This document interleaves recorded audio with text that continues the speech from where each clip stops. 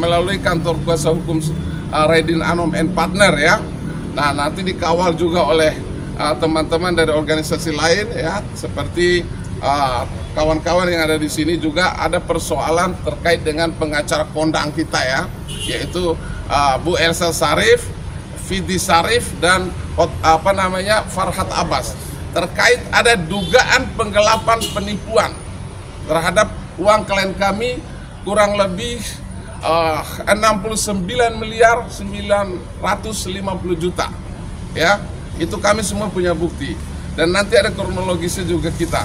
Nah, terkait adanya kuasa substitusi yang diberikan oleh Mas Andi, karena beliau yang mendapatkan kuasa langsung, dan tapi saya ya sudah juga melakukan rapat-rapat sebelumnya dengan korban ya, dengan korban dan para korban-korban seluruh Indonesia. Karena sebenarnya uang ini adalah uang UMKM masyarakat Indonesia di seluruh Indonesia, bukan uang satu orang. Karena ini menyangkut uang hajat hidup orang banyak. Demikian. Bang, kronologi seperti apa Bang? Bang. Ya, kronologisnya sebenarnya begini ya. Di tahun 2019 itu yang alias Sanjay itu, yang di PT Kam and Kam itu tiba-tiba mendapatkan penangkapan ya, mendapatkan persoalan hukum yang terkait di Polda Jawa Timur ya, terkait ada dugaan investasi bodong. Nah, di 2019 itu kuasa hukumnya adalah dari kantor hukum Elsa Sarif ya, dengan tujuan untuk supaya dapat mendampingi, mewakili daripada klien kami ini agar supaya dapat menunjukkan kebenaran di dalam dugaan itu. Tapi lagi-lagi saya bilang, diduga ya, klien kami memberikan satu kronologis dan peristiwa hukum kepada kami melalui kronologis yang ditulis dan sebagainya, bahwa mereka yang tergabung dalam kuasa itu tidak memberikan pelayanan hukum dengan baik, sehingga di 2019 akhir itu diputus kuasanya dan diganti oleh kantor hukum yang lain. Dan ternyata dugaan investasi bodong ini tidak terbukti dalam pembuktian pengadilan. Nah, walaupun saat itu para penyidik di Jawa Timur, di Polda Jawa Timur itu sudah menyita seluruh aset yang ratusan miliar, tapi sudah dikembalikan.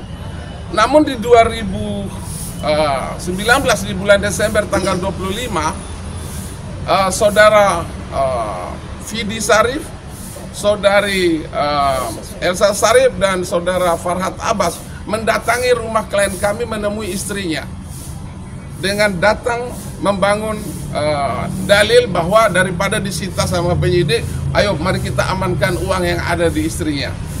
Lalu di 25 itu istrinya memberikan uang cash sebesar 30 miliar rupiah diterima oleh Farhat Abbas. Nah, kemudian di tanggal 26 berlanjut bahwa istri daripada klien kami, Sanjay ini, mengirimkan juga beberapa transaksi di hari yang sama, di tanggal 26 Desember 2019, sampai 3-4 transaksi. Nilainya luar biasa. Nah, di tanggal 27 juga berlanjut ke rekening Fidi Sarif. Kalau yang 26 itu rekening Elsa Sarif BCA. Kami sudah ada buktinya semua, bukti transaksinya. Artinya dari situ, kemarin kita hari Jumat kemarin, minggu kemarin sudah melayangkan somasi terkait 3 orang ini, ya, sejawat kita ini ya, pengacara kondang kita ini. Saya sudah layangkan somasi untuk supaya menunjukkan itikat baik atas kerugian klien kami kurang lebih 69.950.000.000 rupiah. Sampai saat ini kita belum. Jika saya bilang somasi ini tidak ditanggapi dengan baik, maka nanti hari Kamis atau Jumat saya akan lakukan laporan ke Mabes Polri. Jadi demikian. Pasalnya apa tadi ya, pasalnya yang akan dilaporkan? Penipuan penggelapan 372 378. Oke. Ancamannya Bang? Ancaman berapa tahun penjara? 4 tahun penjara dan seterusnya dan seterusnya. Karena saya aja juntokan ada pasal 55 dan ini kita kaitkan begini loh. Kami duga menurut kronologis ya, nanti bisa ditambahkan oleh saudara pemberi kuasa substitusi. Menurut kronologis bahwa Farhat Abbas saat di 2019 tidak termasuk dalam ruang penerima kuasa di kantor Elsa Sharif. Pertanyaannya adalah, apa kedudukan hukum Farhat datang ke rumah klien kami di 25 Desember 2019? Berarti ada apa-apanya. Apakah kita duga mafia? Apakah ada oknum di belakang? Apa kapasitas hukumnya? Sementara tidak melekat kekuasaan di dalamnya. Demikian ya. Nah, ini baru kita duga saja. Makanya kita perlu lakukan langkah hukum yang bersifat normatif ya. Kita akan ungkap kasus ini sampai di ujung daun yang kering. Itu aja bahasa saya. Terima kasih. Bang, yang waktu terima cash itu apakah ada tanda terima atau ada bukti apa seperti apa Bang? Atau Farhat datang sendiri atau gimana Bang? Farhat, saya bilang tadi ini dari kronologis dari klien kami ya. Pembuktiannya nanti kita buktikan. Datang bertiga saya bilang tadi. Elsa Sharif, Fidi Sharif itu diakui sebagai kuasa yang melekat. Nah, tetapi ada seseorang yang di situ juga Bang Farhat Abbas, sejawat kita yang baik hati ini. Oke, yang jadi pahlawan di kasus Cirebon ini. Nah, dia datang dan menurut klien kami dia menerima secara cash uang 30 miliar. Pertanyaannya, ya, apa kapasitasnya? Nah, ini yang kita uji, ya. Saya tidak mau mengeluarkan bukti yang terlalu jauh karena ini media toh. Kalau mau pembuktiannya nanti, ya itu aja. Bang, ini uang kan boleh dibilang sudah dikembalikan ke pihak Pak Sanjay ya, iya kan? Atau gimana? Karena uang yang ini, ya, yang tadi yang kurang lebih 69 bukan termasuk di wilayah penyitaan. Karena dalilnya klien kami itu mengatakan agar tidak disita oleh penyidik di Jawa Timur, di Polda Jawa Timur, mereka dalilnya mengamankan. Itu alasannya itu. Ini tidak disita uang ini. Nah, klien kami kan punya, oke lah. Karena orang bodoh, ya, apa kata pengacara aja lah. Diamankan uang bagian daripada itu, tetapi pihak Polda sudah mengembalikan. Pertanyaannya sampai hari ini kenapa yang mereka ngambil tidak dikembalikan? Sempat nagih nggak Bang? Udah tagih, nanti diceritakan sama beliau ini ya. Coba ceritakan. Ya, gimana? Kalau masalah nagih sih kita sudah demo juga ya ke sana. Kita sudah unjuk rasa gitu. Bahkan ada ormas yang membantu juga karena tahu bahwa ini uang rakyat. Banyak rakyat yang meminta sehingga ada ormas yang membantu seperti itu.